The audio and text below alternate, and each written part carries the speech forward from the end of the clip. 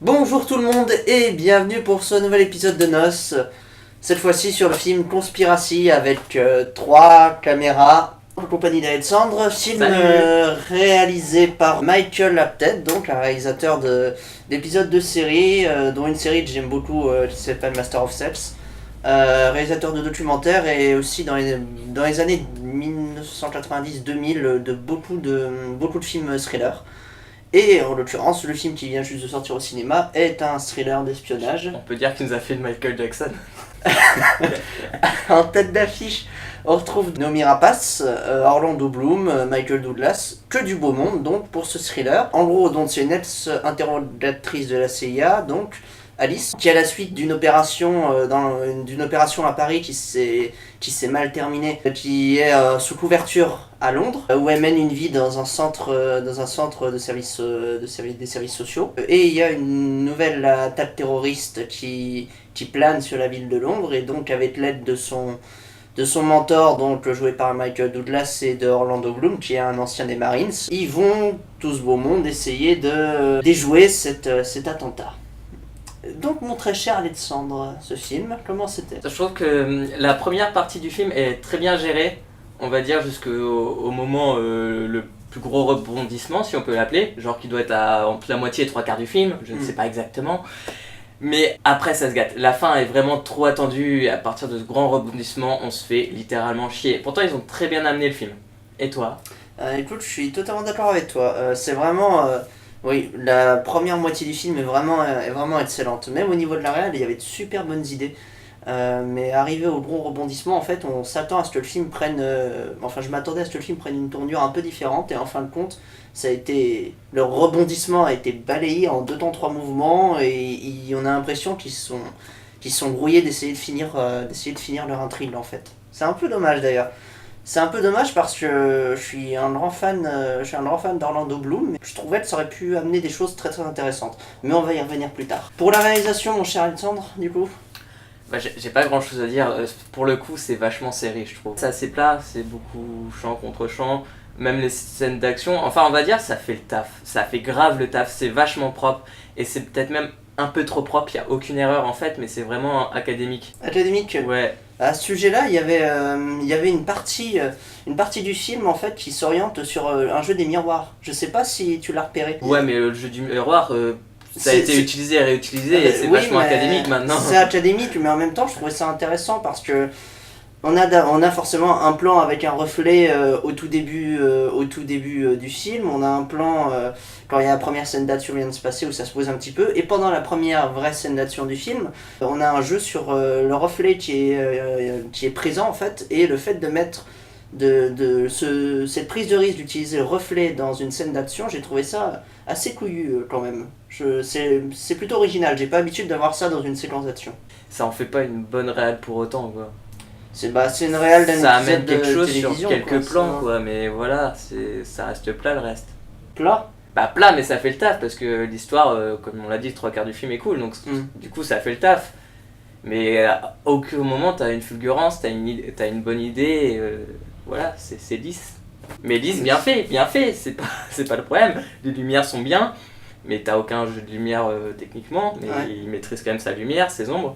T'as tes plans, tes champs contre champs qui sont bien faits, bien construits. Oui, ça s'arrête là en fait. C'est pas transformant quoi.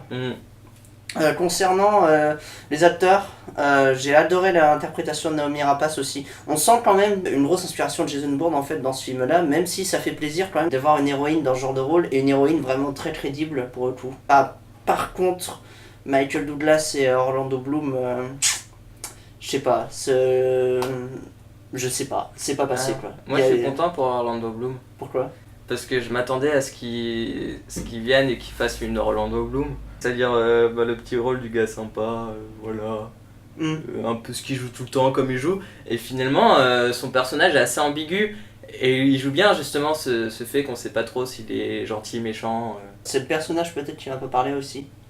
Ou trop Pirates des Caraïbes dans la tête. Ouais, c'est ça, c'est pas du tout, il joue pas du tout comme dans Pirates des Caraïbes et c'est ce que j'ai trouvé cool, c'est qu'il sait faire plusieurs rôles. Par contre, vous attendez pas à le voir longtemps, mais genre il est 20 minutes dans le film, mais je trouve que pour le coup c'est un point fort. On nous l'annonce, il est sur l'affiche, mais je trouve que il est utile, il est là, il fait le taf. Il fait ce qu'on lui demande de faire, quoi. Mais même à l'intrigue, je trouve que c'était intéressant qu'il soit là que 20 minutes.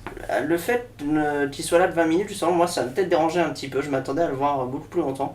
Et aussi, on peut le voir sur l'affiche, et même en dehors de l'affiche, il y a une multitude de personnages secondaires en fait. C'est un peu dommage car ils sont tous introduits dans le film, aussi bien les personnages que les différentes agences. C'est un peu le gros cafouillage sur la manière dont ils introduisent tout ça en fait.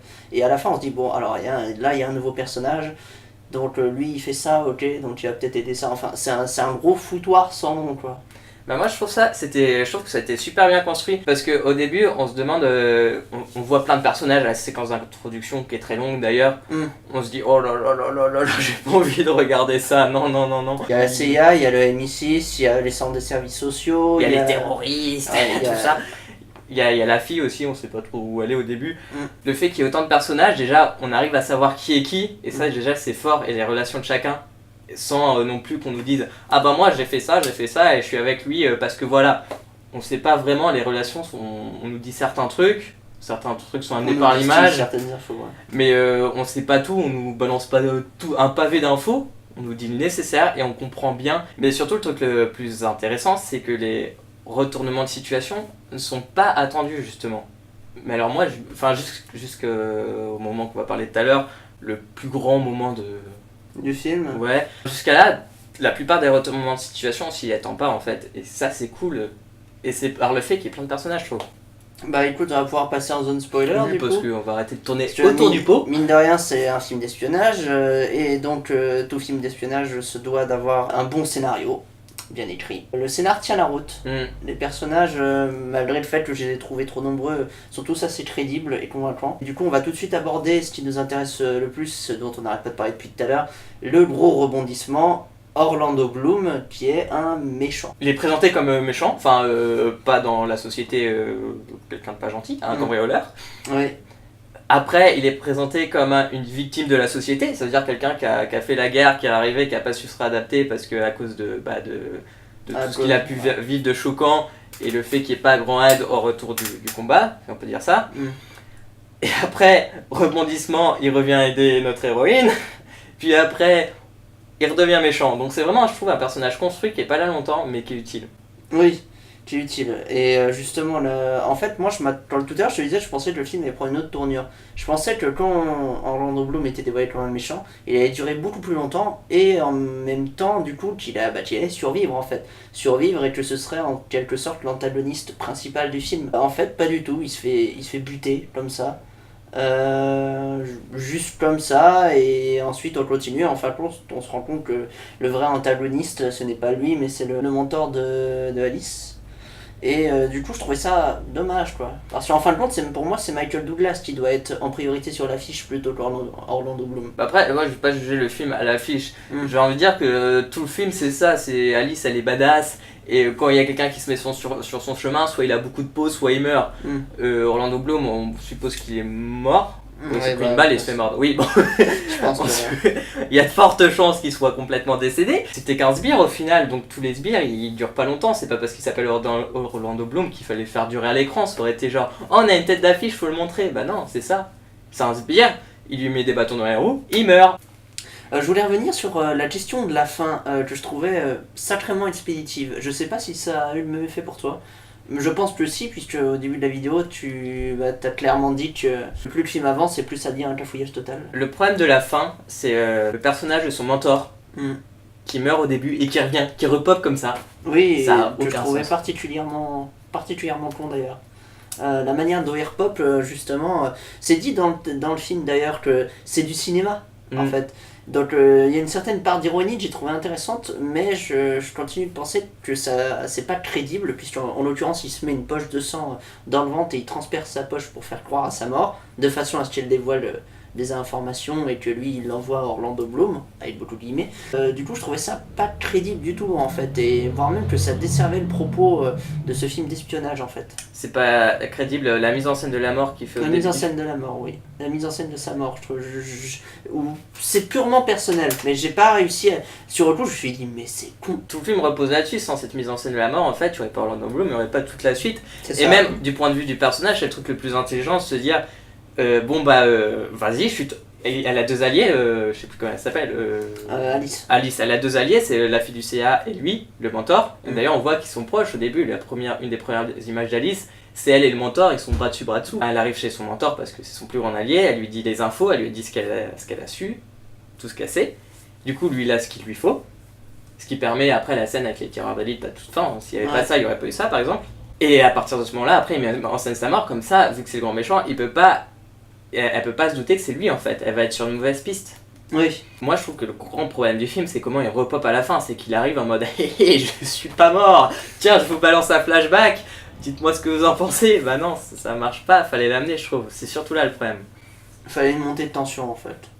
C'est ça. Ouais, ou je sais pas. Je veux dire, c'est cliché, mais le voir de dos, mais à un moment dans le film. Je sais pas. Enfin, il y a un problème. Il peut pas repopper comme ça à la fin. Et il y a un autre problème à la fin. C'est le combat final en mode avec le compte à rebours. Oui. Et genre il arrive alors qu'Alice est en mode non je vais tomber, il lui montre 40 secondes et du coup ça l'énerve. Ouais, le combat final est très très cliché. C'est le pouvoir des gentils qui au dernier moment réussissent à sauver la situation, et puis le méchant qui est totalement con, qui décide de la narguer en mode t'as vu, regarde, il reste 40 secondes en s'approchant, alors que il sait qu'il peut mourir. Mais... ouais, bon, c'est dommage quoi. C'est dommage. On aurait pu s'attendre à autre chose de plus intéressant. C'est vrai. Est-ce qu'il y a d'autres éléments du film dont tu aimerais parler, qui t'ont marqué ? Ouais, alors moi je voulais parler d'un des sujets principaux du film. C'est que le réalisateur n'a pas fait de gros films depuis 20 ans, il fait des séries, et là il arrive avec un blockbuster, et il te montre un imam. Au début, il nous montre, oh, c'est un méchant, c'est un radical, il va tout faire péter et tout. Ouais, et il dit, ouais, la CIA c'est des gentils au début.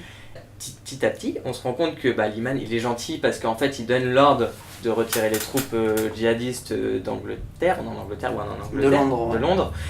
Et la CIA, il y a des gens méchants dedans. Alors il montre, non, c'est pas il y a les méchants, il y a les gentils. Non, c'est pas comme ça, c'est à nuancer.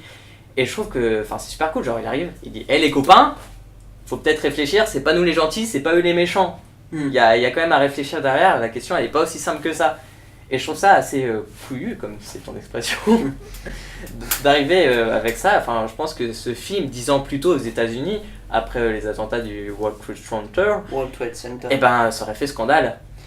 Scandale, je sais pas, mais en tout cas, déjà à l'époque de l'attentat aux États-Unis, certaines personnes criaient à la théorie du complot aussi.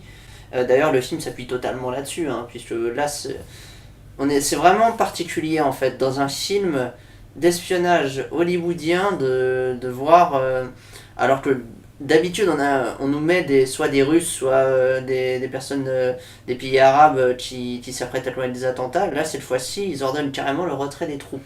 C'est vraiment le gros point fort du film en fait. En plus ils jouent des clichés quoi, ils s'amusent de tous ces clichés comme les Russes, tu vois, genre oh la bombe elle vient de Russie, tu vois. C'est pas une bombe, c'est une arme biologique. Oui voilà, mais non, mais c'est d'actualité en plus d'ailleurs.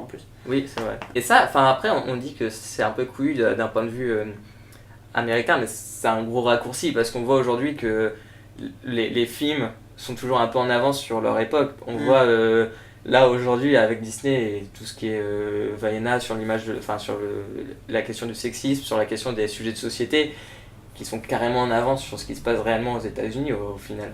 C'est vrai. Encore une fois, dites pas ce qu'on prend au pied de la lettre. Oui, c'est clair. Non, mais c'est vraiment le gros point fort des films. Pour une fois, on évite le cliché d'un personnage islamiste radical qui veut tout faire péter. Là c'est eux les gentils et c'est cool à voir. Et même, ils vont jusqu'au bout parce que le personnage qui met les bombes, au final, il dit non, moi je veux pas faire ça. Oui, c'est vrai. Il y a un moment de remords en fait, par celui qui s'apprête à commettre l'attentat. conseilles-tu? Quels sont les points forts, faibles du film? Bah, je pense qu'on a déjà tout dit au niveau des points forts et des points faibles. Je pense que c'est un très bon film de genre, mais je pense pas que ça vaille le coup d'aller le voir au cinéma en fait. Surtout qu'en plus TF1, ils sont crédités au générique du début. Je crois qu'ils font partie de la production. C'est typiquement le genre de film où vous attendez qu'il passe à un moment à la télé ou qu'il soit disponible en Tu veux dire téléchargement. qu'il va être disponible sur TF1?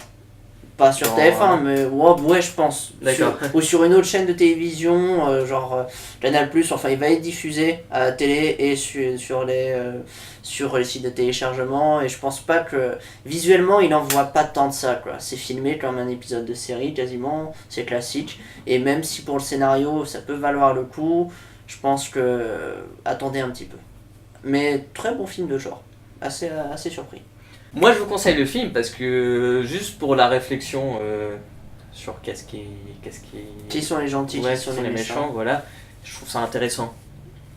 Tu peux réfléchir après, voilà, c'est tout. C'est tout. Après, ouais, la réelle, on voit pas le coup et on va dire qu'il y a des bons rebondissements quand même jusqu'à la moitié du film. Genre, la première moitié du film est vraiment cool. Ouais. Et il fait un cliché au possible. Donc, faites comme vous voulez. Comme vous voulez. Et sur ce, on vous donne rendez-vous pour un prochain épisode de Nos.